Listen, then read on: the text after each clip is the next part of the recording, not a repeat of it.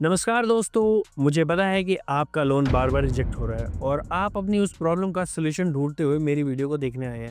इस वीडियो में मैं आपकी प्रॉब्लम का सॉल्यूशन तो दूँगा ही, लेकिन मैं उससे पहले आपको 2 भाइयों की कहानी सुनाता हूँ, जिसमें से एक का नाम मुकेश है और दूसरे का नाम अनिल है। उम्मीद करता हूँ आप पहचान गए होंगे। एक के पीछे बैंक भागता है, मालिक हमसे लोन ले लो। तो दूसरे का पैर बैंक के अंदर जाते ही बैंक कहता है कृपया करके लंच के बाद भी मत आना क्योंकि आज मैनेजर मायके गया हुआ है। अनिल ने अपनी लाइफ में कुछ ऐसी गड़बड़ी कर रखी है जिसकी वजह से बैंक भी उसका लोन बार बार रिजेक्ट कर देता है। इस वीडियो के जरिए मैं आपकी लाइफ से अनिल अंबानी को निकालकर मुकेश अंबानी डालने वाला हूँ। तो ध्यान से इस वीडियो को आखिरी तक देखिए क्योंकि आज मैं कुछ ऐसी आसान टिप्स लेकर आया हूँ। इसे अगर आपने समझ लिया तो साथियों मेरा दावा नहीं गारंटी है कि लाइफ में मुसीबत पड़ने पर पैसे के लिए आपको दोस्तों और रिश्तेदारों के आगे हाथ फैलाने की बिल्कुल भी जरूरत नहीं पड़ेगी क्योंकि आपका बैंक उस समय आपके साथ जरूर खड़ा होगा और मुसीबत में आपका साथ देगा।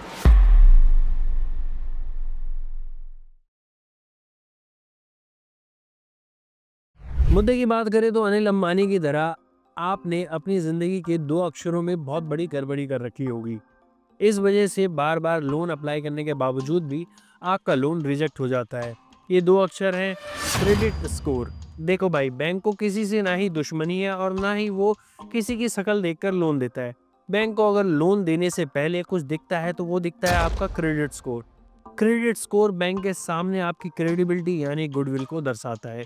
उदाहरण के लिए मैं आपको कहूँ कि आप एक बैंक हो, एक तरफ मुकेश अंबानी को लोन चाहिए, दूसरी तरफ विजय माल्या को लोन चाहिए, तो आप किसे लोन देना पसंद करोगे? ऑफ कोर्स विजय माल्या को बिल्कुल भी लोन देना पसंद नहीं करोगे। वहीं मुकेश अंबानी के घर आप भागते हुए लोन देने के लिए चले जाओगे। इसी को क्रेडिबिलिटी और गुड क्रेडिट स्कोर कहा जाता है। अगर आप भी आपके मन में ये सवाल आ रहा है कि मेरे लिए ये क्रेडिट स्कोर क्या भला है, इसका लोन से क्या लेना देना है और इसको समझना क्यों ज़रूरी है?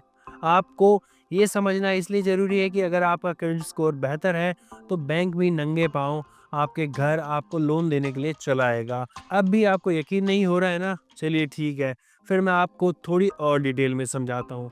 क्रेडिट स्कोर नॉर्मली 300 से 900 पॉइंट के बीच में होता है। अगर आपका क्रेडिट स्कोर 300 से 525 के बीच में है तो बैंक वालों के लिए आप माल्या से कम नहीं हो और आपको लोन नहीं मिलेगा।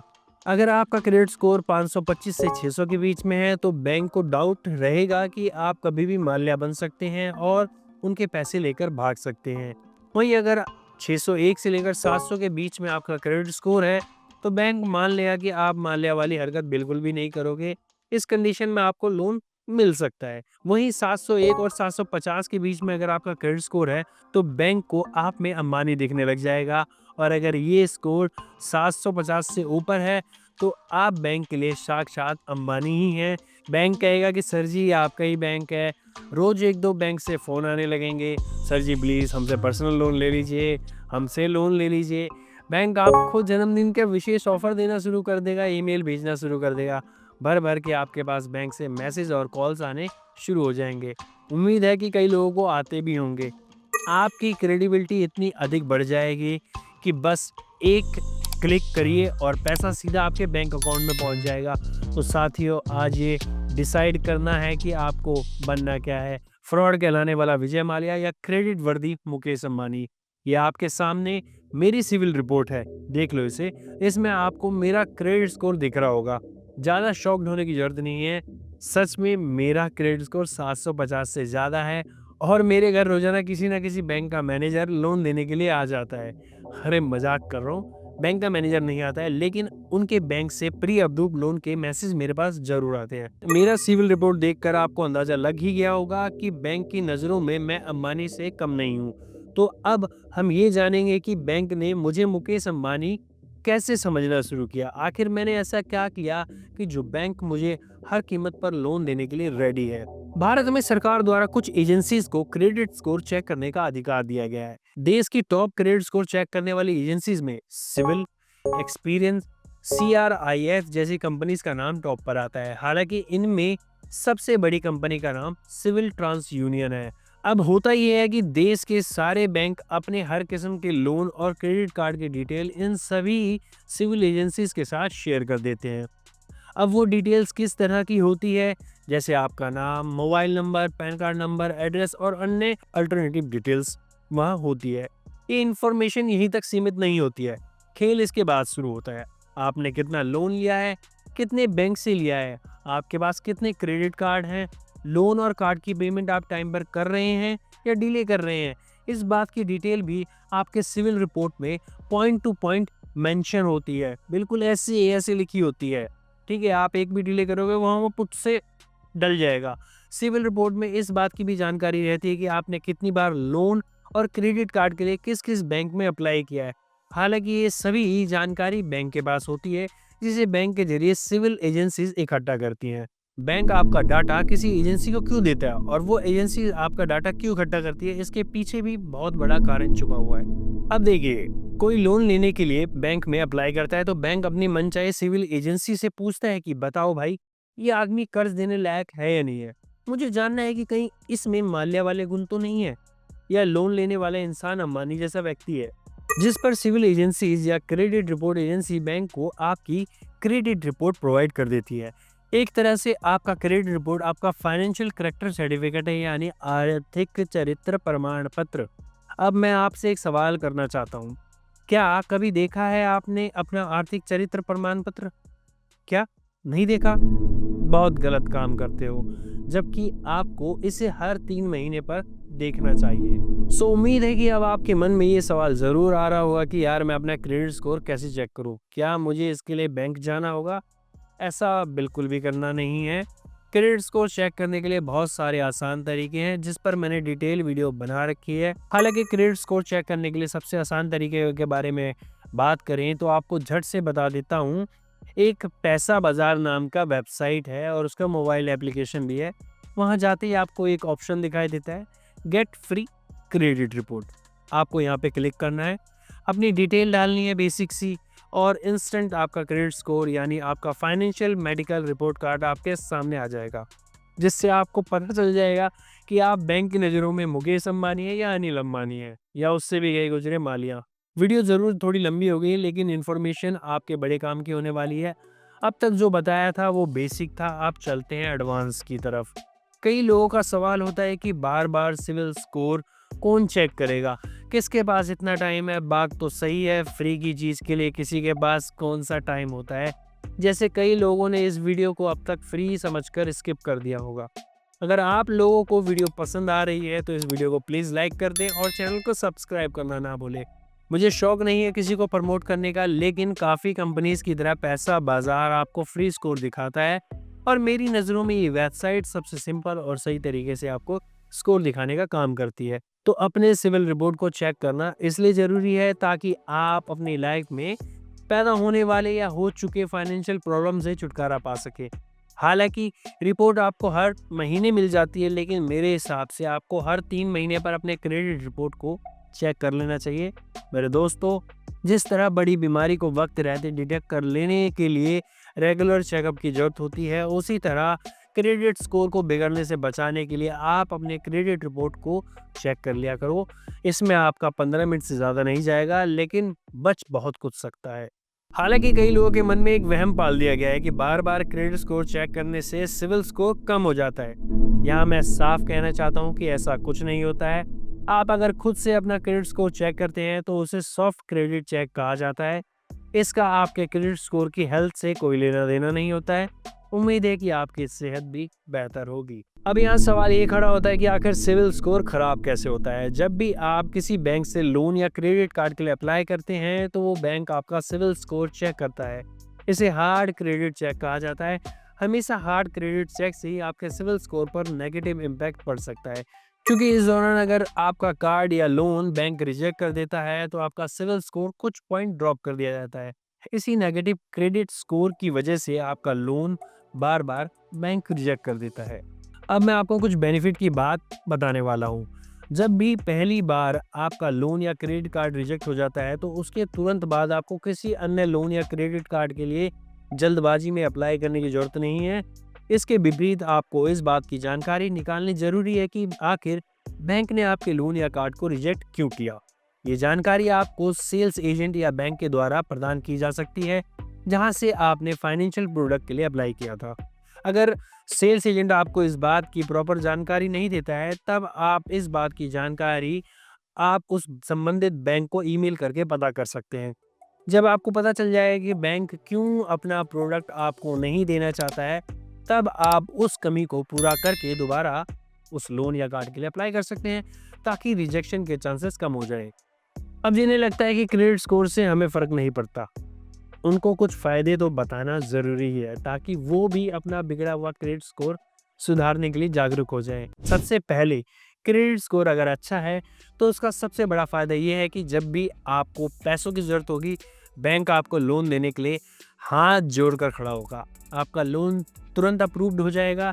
यहाँ तक कि बेहतर क्रेडिट स्कोर की वजह से कुछ लोगों के बैंक अकाउंट में ऑलरेडी प्री अप्रूव्ड लोन के ऑफ़र भी मौजूद होते हैं। बैंक बस उनकी एक हाँ का इंतज़ार कर रहा होता है, जिसके बाद पैसा तुरंत उनके अकाउंट में ट्रांसफ़र कर दिया जाता है।